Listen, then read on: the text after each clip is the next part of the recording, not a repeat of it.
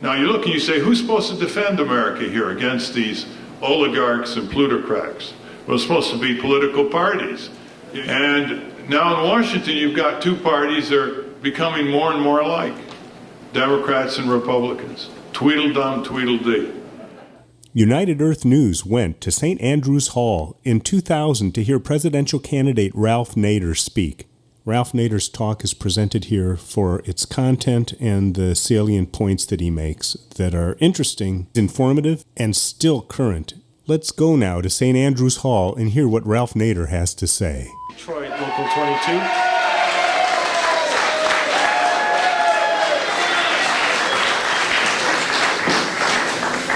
And Ralph and I go back a few years together. I was a consumer writer at the Detroit News in the early 1970s when Ralph was in his formidable years as a consumer crusader and consumer advocate in Washington, D.C., fresh off of his successes with Unsafe at Any Speed and creating organizations such as Congress Watch, Public Citizen, and the other organizations that spun off from Nader's Raiders. More recently, in the late 1980s, when the joint operating agreement was first proposed by Gannett and Knight Ridder here in Detroit to merge the business and production operations of the News and Free Press, my union and the others that have been on strike and locked out these past 4.5 years were interveners in that joint operating agreement petition that was being submitted to the federal government. To make a long story short, at one point in 1988, the unions ceased to become interveners, even though an administrative law judge appointed by then Attorney General Ed Meese had written a 120-page opinion telling Mr. Meese, don't give him this 100-year monopoly in the Detroit metropolitan area. They don't qualify for it. They don't need it. The legal case that the unions had generated through those hearings and in the petition before the administrative law judge was languishing. There was not an intervener left that could challenge this JOA, and in August of 1988, Ed Meese ignored the advice of his law judge and recommended approval of that merger of these two large newspapers. It was at that point, out of desperation more than anything else, that I called Ralph at his office in Washington and asked if there was anything he could do to assist us in opposing what was a blatant corporate misuse of a law that was intended for something far different. And as he has been true to his cause and to others related to it throughout his adult life, he said, yes, this is an outrage. This is an abuse of the Newspaper Preservation Act. It shouldn't be allowed. What can Public Citizen do to help? Well, what they did through their Public Citizen litigation group, they took our legal case and ran into federal district court. They were successful in obtaining a temporary restraining order blocking the JOA on the eve of its merger. And it forced the companies and the federal courts all the way to the U.S. Supreme Court to re-examine what was going on here in Detroit regarding a badly flawed law. That law was for corporate interests, and that has been the theme of Ralph Nader's current presidential campaign, as it has been for many years, that corporations already get too many favors here in the United States at the expense of working people, of the average citizen. So I'm grateful that Ralph is here in town to talk about issues that are important to all of us. The JOA that he helped us fight back in 1988 that wound up ending in a tie vote before the U.S. Supreme Court on a 4-4 tie. We came within one vote of overturning it. Unfortunately, that JOA has led to this current labor dispute, which has been going on now for 4.5 years. That dispute is far from over, and the U.S. Court of Appeals in Washington will be holding oral arguments regarding the reinstatement of all the fired strikers, as well as back pay and benefits going back to February of '97.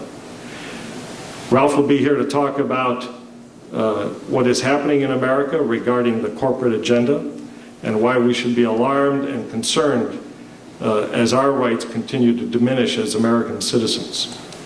One of the things I'm going to give Ralph when he comes up to the podium here is one of our strike t-shirts, which I think he'll appreciate because it goes to the core of his philosophy and values.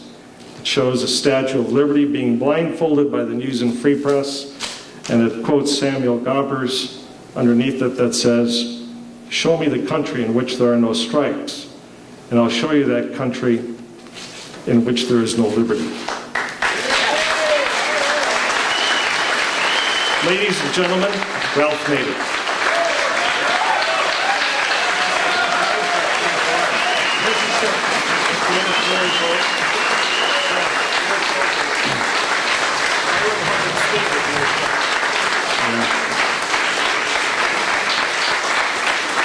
Thank you. Thank you very much, Lou. And he gave you an idea of how close that vote was. It was a 4-4 vote, Supreme Court. And Byron White abstained. They don't have to explain why they abstained, but sometimes it's due because they have an economic interest, and it would be a conflict of interest. When that came down, it was really a bitter disappointment to us. And to this day, we look back and see how close we came to blocking that merger under the so-called Newspaper Preservation Act. So it's good to see the stamina of people here. In most cities around the country, they were thrown in the towel a long time ago. But you're hanging in there and you'll prevail. You even got the NLRB on your side.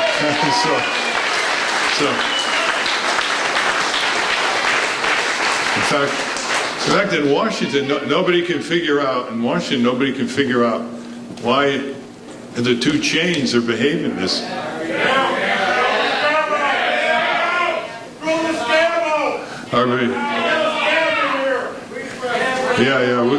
We don't want any people then, so show them the door.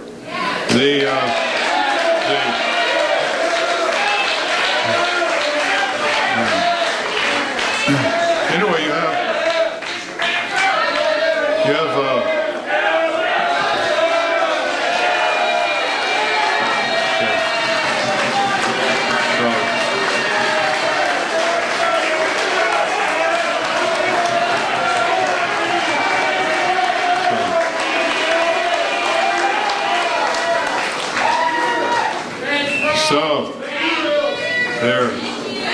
So I was saying, here are these two chains. They're the richest newspaper chains in the country. I mean, Gannett keeps reporting 23% profit increases. And what they don't say is they do that by cutting the number of reporters they have, for example, to cover their communities. And they put some reporters on to do a good story to win a Pulitzer Prize and make them look good every year. But basically, this is a chain that is homogenizing its newspapers all over the country, not covering adequately the local news because they're cutting back on their editors, they're cutting back on their reporters, they're dealing with independent contractors that often have no benefits, etc. So this is what happens when corporations get prosperous. You can imagine what's going to happen if there's ever a recession and how they're going to put the screws on people. Look at this country right now. It's had 9 years of economic growth, 9 years of record corporate profits, 9 years of stock market records on the one hand, and a majority of the workers are making less in inflation-adjusted dollars now than they made 25 years ago. Imagine that. This has never happened in our history before. Usually, they used to say a rising economy lifts all boats. This is a rising economy that lifts all yachts. And in addition to that, you have the lowest percentage of unionized workers in 60 years in our private economy. It just dipped under 10%. That's by far the lowest in the Western world. You know, in Canada, it fluctuates between 33 and 40%. And The consequences of this go in all directions. 20% of the children growing up in poverty. That's compared to 3% in the Netherlands and under 2% in Scandinavia. We have $6.2 trillion people are in debt to pay their bills. Consumer indebtedness, $6.2 trillion. Affordable housing needs at a record high, not being met. A lot of homelessness. All kinds of public works not being repaired. And even in the Depression in the 30s, we believed in repairing America. And just look around the cities and see the conditions. Drinking water systems, clinics, schools, bridges, etc. And of course here in Detroit, as you might expect, it doesn't go, it doesn't win any awards, does it, for public mass transit? And it's, so you've got a dual economy here, one for the well-to-do, one for the rest of Americans. The top 1% of the richest people in this country have financial wealth equal to the bottom 95%. This is all out in a book that just came out this week called Democracy at Risk. When you have that kind of inequality, you have economic inequality, you have political inequality, you have the rule by the rich and powerful. And that's what we're seeing here more and more in the last 20 years. Now you look and you say, who's supposed to defend America here against these oligarchs and plutocrats? Well, it's supposed to be political parties. Yeah, you got a great one, haven't you? In Lansing, you got probably one of the most reactionary governors in modern American history, John Engler. And now in Washington, you've got two parties that are becoming more and more alike, Democrats and Republicans. Tweedledum, Tweedledee. How many of you remember the Taft-Hartley law? Huh? There it is. Have you ever seen a Democrat in Congress or running for president like Gore say that they pledge, if elected, to repeal the Taft-Hartley law, which is a stranglehold on organized labor and blocking workers from forming trade unions? It is the most restrictive law against workers in the Western world. And I can't get anyone in the Democratic Party to put that as a platform for that party. Now what if there was a 53-year-old law that had a chokehold on the business community? Do you think that any of those two parties wouldn't stand to repeal that law? We couldn't get him to move on it. Let's try OSHA. You got over 100,000 people dying prematurely from their exposure to toxics and particulates in the workplace, the coal mines, the foundries, auto paint plants, etc. Plus accidents. Accidents, or so-called accidents, are about 6,000 to 7,000. Now just think of that. That is 4 times the number of people who are subjected to homicide in this country. So that's a big amount of violence in the workplace and the premature deaths that come from being exposed to these hazardous conditions. And OSHA is as weak now under Clinton Gore as it was under Reagan Bush. In fact, Dr. Sidney Wolf, who runs the Health Research Group, said he thinks it's worse. We interviewed the head of OSHA last August, and he said, my hands are tied. What am I going to do? I said, what do you need for a budget to do your job? He said, 20 times the budget he has now. 20 times. How about the situation among consumers? Look at the healthcare industry, how they're ripping off consumers. They don't even feel it. This is apart from HMOs denying health care and people dying, children being rendered even sicker than they are. We've heard all those stories. Just look at the rip-offs. The General Accounting Office in Congress estimates 10% of the amount people spend on health care is ripped off just in billing, fraud, and abuse. Can you understand these coded bills? Who can understand bills today? They're all computerized bills. Now, you know what that amounts to? This year, $100 billion with a B. $100 billion with a B. That is 3 times, that's 3, let's see, 3. OSHA's budget is about $350 million a year. Patients alone are being ripped off $100 billion a year. You see the comparison? How about the poor getting ripped off, payday loans? How about the check cashing rackets? When Maxine Waters wanted an amendment to the big bank bill last year to give 22 million Americans lifeline checking accounts because they can't afford checking accounts with all these bank charges, the White House didn't lift a finger to help her. Went along with the big banks, signed this bank concentration bill, which further tightens the grip over finance in this country in a few giant corporate bank hands who own insurance companies, brokerage firms, etc. What about corporate welfare and subsidies? You know, you hear about poverty welfare programs? Well, the poverty welfare programs in this country, if you take away Medicaid and health insurance, in no other country in the Western world is considered welfare, by the way. It's considered a right, which we should all have. You take that away, and you take that away, the corporate welfare, subsidies, giveaways, bailouts, they're taking our assets in the public lands, all the minerals, and giving them away either free or under bargain basement rates to the big timber companies and oil and gas companies, etc. That stuff belongs to us. That's our heritage, and they're giving it away. I'll give you an example. A few years ago, a Canadian gold company named Barrick Corporation discovered gold on federal land, our land in Nevada. And they estimated $9 billion worth of gold under the ground. And under an 1872 Mining Act, which the mining industry continues to perpetuate and fights off all efforts to repeal it. You know what they bought that mine for?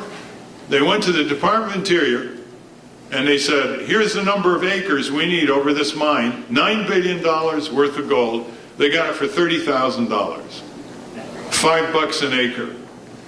And they'll sell the gold and no royalties will come back to our government. And when they leave and the mine is exhausted, we'll have to clean up the cyanide contaminated remnants. Now this is going on all over the place. We get letters from people who have cancer, and the doctor says, well, the only thing left is this drug Taxol. And they write us letters saying they can't afford it. It's $14,000 for a series of treatments per patient by Bristol Myers Squibb, the big drug company. And they say, what's going on? You know, we have to write them? Here's what's going on. The taxpayer funded the entire discovery and testing of that drug Taxol.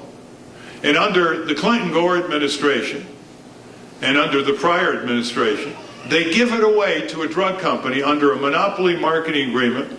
And they said, here, Bristol Myers, here's Taxol. The taxpayer paid for the whole thing. You didn't pay for anything. Charge whatever you want. And they charged $2,000 a shot in this instance. Charge whatever you want. And if those people can't pay as patients, they go on Medicaid, we got to pay Bristol Myers under Medicaid. This is a racket. It's been going on all the time. All kinds of drugs. 11 out of 15, the most significant drugs in the last 25 years that these drug companies bragging about were developed heavily with taxpayer money. So they got us coming and going, right? They use our own money to lobby the legislature and the Congress against our own interests. They use our own money to fund the exports of weapons to dictatorships overseas that someday may be used against our own troops. $6 billion last year in very clever subsidies paid for by the taxpayer. And it goes on and on. How long do we stand for this? The country, in terms of the majority of people, has been sliding back as the rich get richer. Until about a month ago, you know, Bill Gates lost some money in the stock market the last month. But about a month ago, His wealth was equal to the combined wealth of the bottom 120 million Americans. Just think of that. Millions of Americans working year after year, decade after decade, are essentially broke. Essentially broke. I was in near Tarrytown a few months ago, and I got into a jitney to the airport, and the driver started conversation. I said, "Where'd you used to work?" He said he was just doing this part-time. He said, "At the GM plant in Tarrytown, which shut down." And I said, "Well, how are you making it?" He said, "Well, actually not bad at all." He said, "I got good severance pay, and I've got a pension, all compliments of the United Auto Workers."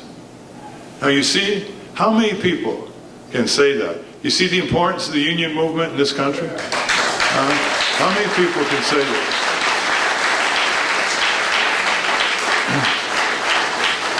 In 1940, the CEOs of the top 300 corporations were making an average of 12 times the wage of the entry-level worker in their company.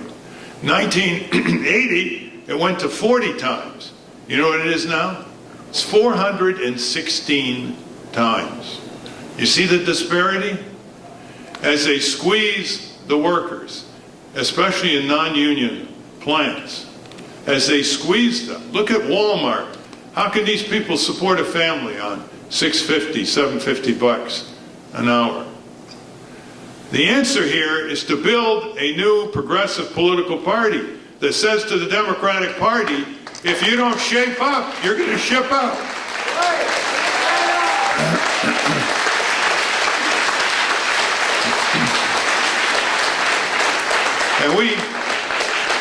And we call this the blue-green coalition, the coalition of workers and environmentalists, like we saw in Seattle, like we saw in Washington on the IMF and World Bank. And that coalition can build a sufficient, powerful political party in a matter of a few months so that the guys on Capitol Hill who are wondering how they're going to vote on China, permanent trade relation, they're wondering how many other jobs are going to be exported to dictatorships who keep costs down for corporations, who flee this country, not by the market. They keep the costs of these U.S. companies down by brutality, by beating up workers who want to form trade unions, by forcing the people in those countries not to have a decent standard of living and not to have legal rights. And that's what keeps these companies' costs down. And that's not free trade. You can't have free trade with countries who are not free. You cannot have free trade where corporations close down plants here and go abroad and have their costs cut not by the market, but by the brutality of authoritarian regimes, and then ship the products back to this country. That is not free trade.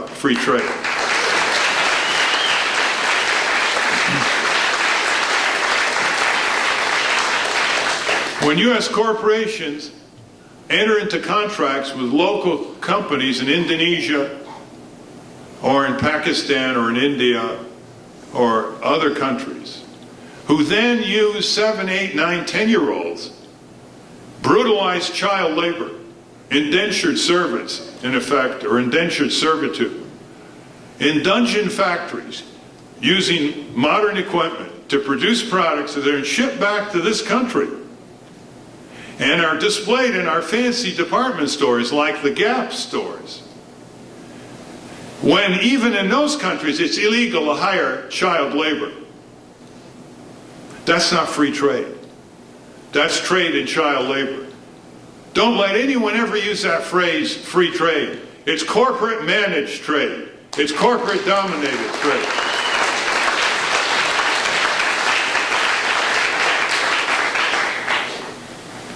Universal health care. If every other Western country has it, how come we don't have it? Because these corporations, these HMOs and hospital chains and big drug companies own our government. That's how. They own our government. They buy and rent our politicians. That's why we don't have it. There are countries we give foreign aid to that have universal health coverage for their people, not just Western countries. And we've got to raise our demand level. We've got to raise our expectation level. We can no longer be satisfied with the least worst of the two parties, because then every 4 years both get worse.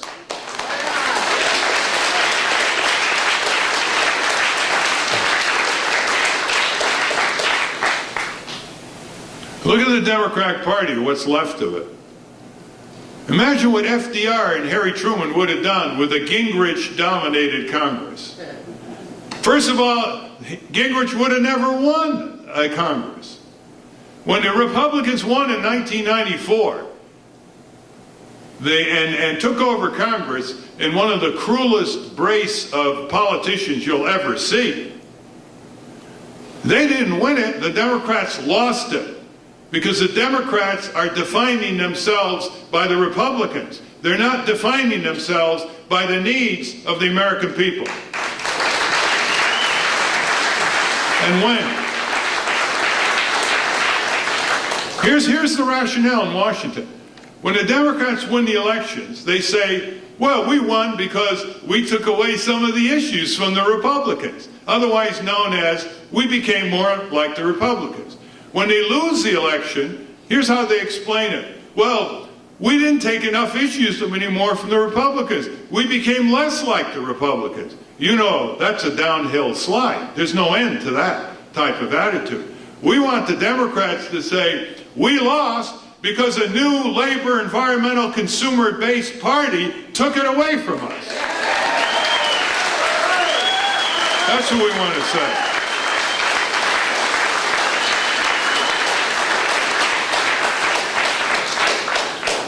We go up on Capitol Hill and we're begging these Democrats to do the right thing. And you know what they're saying to us? They're saying to us, you got nowhere to go. You're not going to go to Tom DeLay, to Dick Armey, to Trent Lott. I mean, we're not as bad as those guys. And then they do nothing. They do nothing.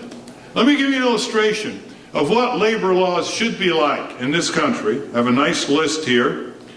And I'll warrant you that the Democratic nominee for president, Al Gore, will never come out for these issues. The first one is to have the same right in workplaces that Canadian workers have. And that is a law that requires an employer to bargain with the union whenever a majority of workers in a unit signs a petition asking to be represented. Period. Now, Al Gore said he believes in the right of workers to choose their unions. Hey, Al, that was decided in the 1930s. It was called the Wagner Act. You don't really need to repeat that. You need to focus on Taft-Hartley in 1947. Here's another one. Require triple back pay for anyone illegally fired during an organizing drive.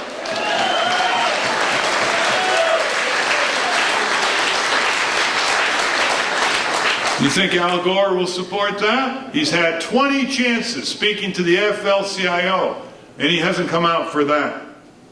Third, reform unemployment laws to grant benefits in lockout situations and when temporary replacements are hired. Ban the use of permanent replacements in a strike or lockout.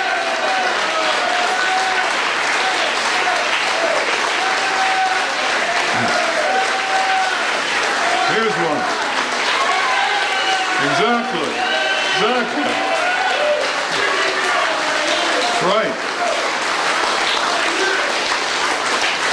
Require the NLRB to seek an injunction whenever it finds an unfair labor practice has been committed. It's toothless now.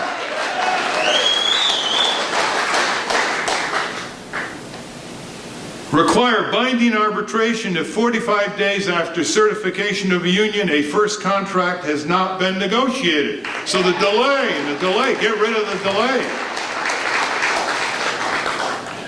Here's one Al Gore will run away from real fast. Abolish the fiction of a neutral employer and allow unions to picket any company doing business with a struck employer.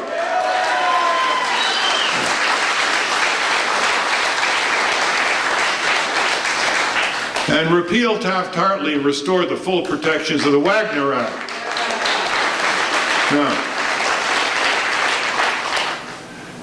Now you notice, you understand all these issues? Have you ever seen them talked about on the national evening news? You ever seen them on the Sunday talk shows? I mean, it's all political gossip when they talk about politics. They don't talk about working people's needs and rights anymore. You turn on the evening news and you see, what's the latest nonfiction soap opera? For 5 months now, this poor little kid from Cuba, this international political victim, has been dominating the news. In the meantime, all the stories affecting our country and the world are not able to get on. You know, there's a fellow who's just been sent to jail for 16 years, the first criminal imprisonment sentence for an employer who ordered a worker to clean a very toxic tank, and the worker is basically permanently brain damaged and paralyzed. And they finally sent an employer to jail, the judge. That wasn't now, it's amazing how many workers have died due to deliberate policies of employers, just a slap on the wrist. Anyway, the man goes to jail, and it isn't even the lead news. It isn't even Elian. The other thing is, Elian-type stories don't offend their corporate advertisers, the TV and radio stations. So they like that. Let's face it, we own the public airways. That's the law in this country. The people of this country own the public airways, over which the radio and TV stations transmit their signals and their programs. We're the landlords. The radio and TV stations are the tenants. They pay no fee for that enormously lucrative license to the Federal Communications Commission. So they use our property free. They decide who says what 24 hours a day on their part of the spectrum in television and radio stations all over the country. And guess what? They're not reflecting the important news stories that affect everyday people in their standard of living and standard of justice. So what do we need? We need a political party that will push for the following: that we have our own audience networks run by the viewers and listeners on part of the property that we already own. Radio and TV stations. We have a right to a number of cable channels. Just imagine, we had a 24-hour labor channel, a 24-hour consumer health and safety channel, a 24-hour teacher-student channel. They're giving us 50, 100 channels with movie reruns and home shopping channels, and there's going to be a GM channel even. Well, listen, the people of this country don't have one well-funded channel on cable TV, but I just heard a few months ago that some company is starting a chimpanzee channel where they're going to dress up the chimps in our clothes and make it a comedy channel. That's going too far, wouldn't you say? They got a channel and we don't even have our own channel? These cable company giants, they've got a franchise like it's a franchise to print money. The profits are staggering. We give a monopoly license and get nothing back. We give the radio and TV stations a free monopoly license and we get nothing back. When are we going to start getting something back? When we have a growing, powerful, progressive party that represents the people of this country and shapes a government of, by, and for the people, not the present government of the Exxons by the General Motors for the DuPonts.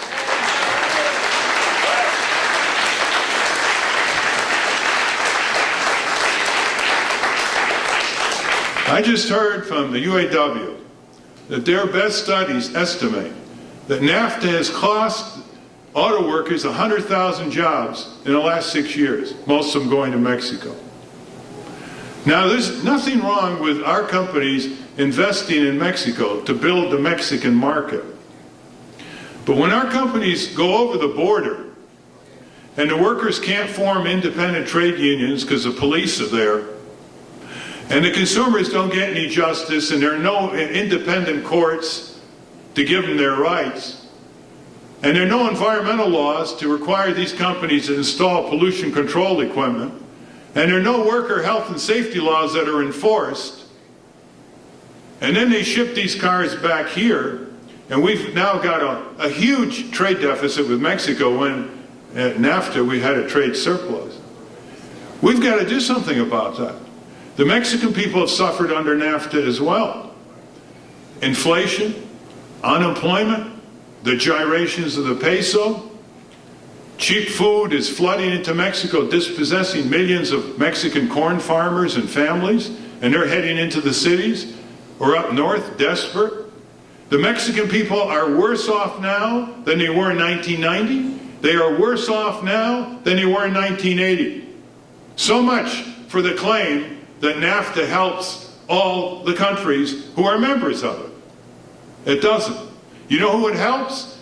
It helps the rich corporations, it helps the Mexican oligarch billionaires, and it helps the Mexican government crooks who, when they get in trouble, call on Washington to have our taxpayers bail them out. That's who it helps. So it's basically this. You remember the history of these sit-down workers, the sit-down strikes, right? Warren, Michigan, Flint. When these workers put their livelihood on the line and had to face those detective goons back in the 30s, there was no unemployment compensation.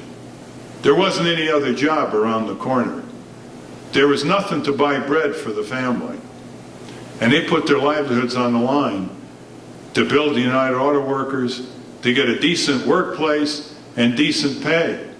They wanted it real badly. Now the auto companies tell us things are booming and existing auto workers are working overtime, but it's a shrinking base. It's a very, very fast shrinking base compared to how many workers belonged to the United Auto Workers years ago. And this shrinking base is being traded off by the auto company employers. They're basically saying, give you job security to a limit, give you a lot of overtime, but forget the other workers. Do you know what happens when a labor movement starts only looking inward and doesn't push for supporting all workers in the private sector, getting a decent standard of living? It not only betrays its great promise in this country, it predicts the future shrinking of itself. There are 47 million workers in this country making under $10 an hour. Many of them $5.25, $6, $7 an hour with no benefits. You can't support a family on that. You can't support an individual on that. That's gross. Many of them have to buy a second-hand car and pay an insurance rate just to get to work because there's no public transit. The only way the organized labor movement is going to survive in this country is by a massive, aggressive organizing drive in all directions. Otherwise, it's going to preside over a dwindling, ever-dwindling base. We may be looking for 4% of the workers in this country organized in unions within 15 years, the way it's going. And by that I mean a massive organizing drive on Walmart.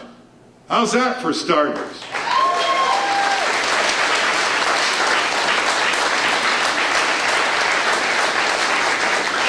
And we've got to make this issue an issue in the presidential campaign. And we're going to take these labor issues that I mentioned and the occupational health and safety issues that OSHA cannot enforce. And we worked very hard, you know, to get OSHA law passed in 1970. Very hard. And we're going to take the issues of global trade and corporate managed trade and the subordination of health and safety standards in the workplace, the marketplace, and the environment to the imperatives of international commerce before secret tribunals in Geneva, Switzerland, under the World Trade Organization. That's the way they're twisting our entire trend of progress in this country.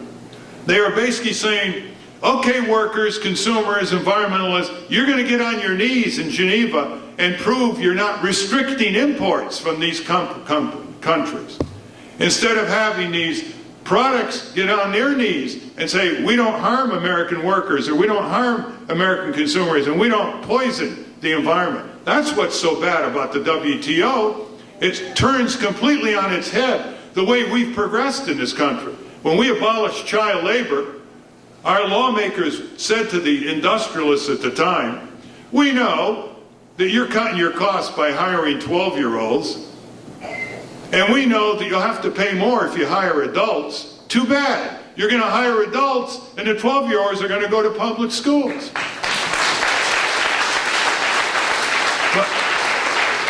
But under the World Trade Organization, look how it works.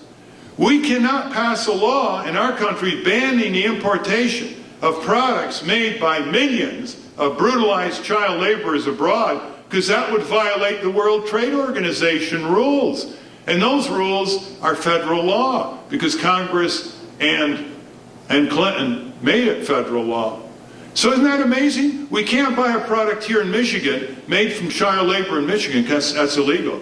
But we can't ban the importation of products from child labor abroad. And you know how many child laborers there are outside their homes in the third world, working in mines and factories and places that's damaging to their health and not being in school? The International Labor Organization gave us the estimate last year, 250 million. 250 million. Now the best fighter against WTO and NAFTA is David Bonnier from Michigan, right here.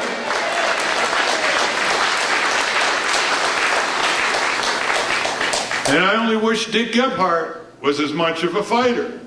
He's on the right side, but the question is, when that China vote comes up in a few weeks, how hard is he going to fight? Or is he going to signal, yeah, I'm against permanent trade status with China, but I'm not going to really twist arms among the key Democrats that are going to decide the whole thing, 40 of them.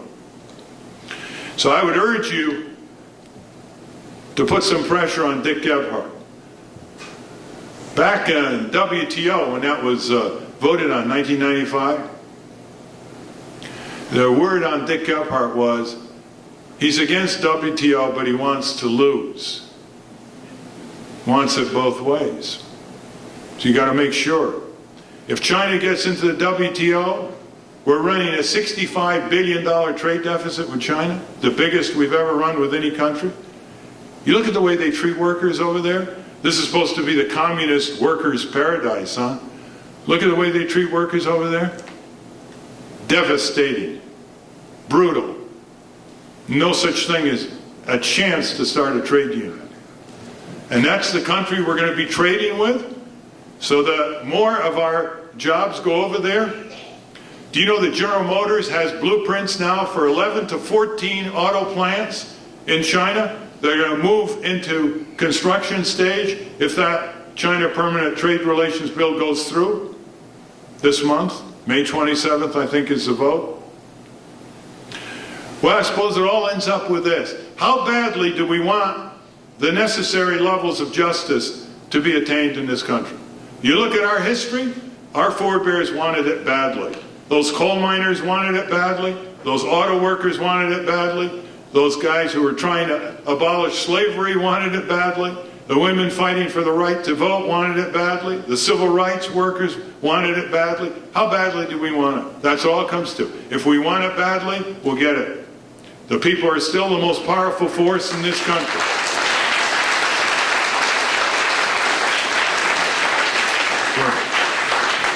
Now, I'm running for president on the Green Party because I'm sick of Tweedledee, Tweedledum, Democrat-Republican politics.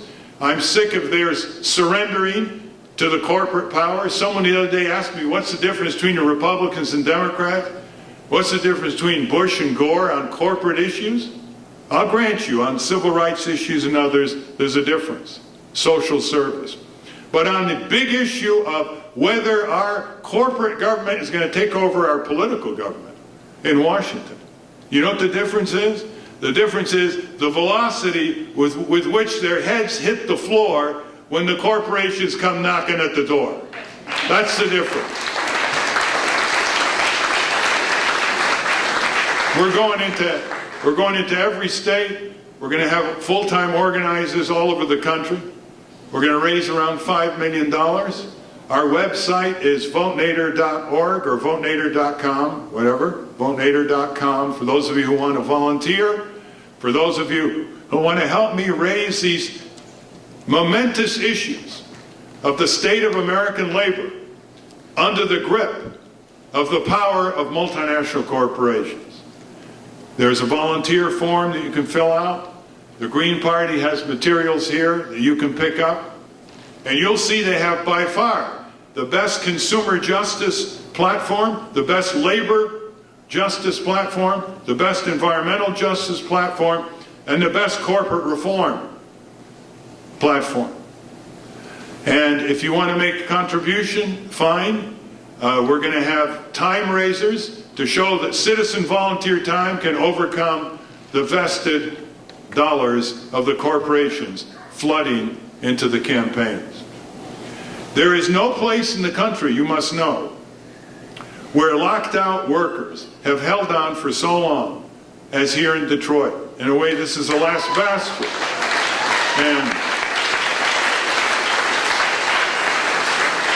And I can't imagine what goes on in those executive suites of those two newspaper chains, that they are watching a staggering reduction in circulation, and they still are appealing in courts in wars of attrition to keep out, what, 200 workers? Is that the figure?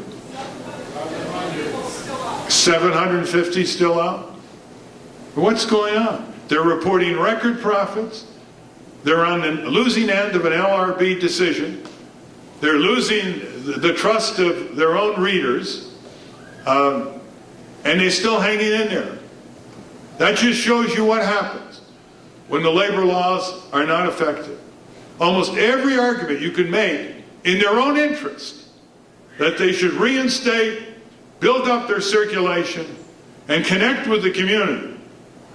Their own interest, and they're still not doing it. And of course, they're reporting record profits. So, if you want more of the same old politics, stick with the Democrats. If you want new politics, if you want to retire Senator Abraham from the U.S. Senate, we're going to get out a big vote, and Tom Rees is running on the Green Party for the U.S. Senate. We're going to get out a big vote, and that vote is going to redound to the benefit of people. Win or lose, there's only one lesson politicians in Washington understand, and that's when you deny them the vote and put it in another column called the Green Party column. Because then that's when they get worried. They don't care if you stay home and don't vote. And they don't care if you vote for them, because you're basically saying to them, we know we have nowhere to go, so we got to vote for you. The only way you're going to give them a wake-up call, the only way you're going to shape them up or ship them out, is to start a new progressive political movement. Just like the farmers did in 1887 and swept the country, and just like other early labor parties did to give the Democratic Party a jolt. Thank you very much.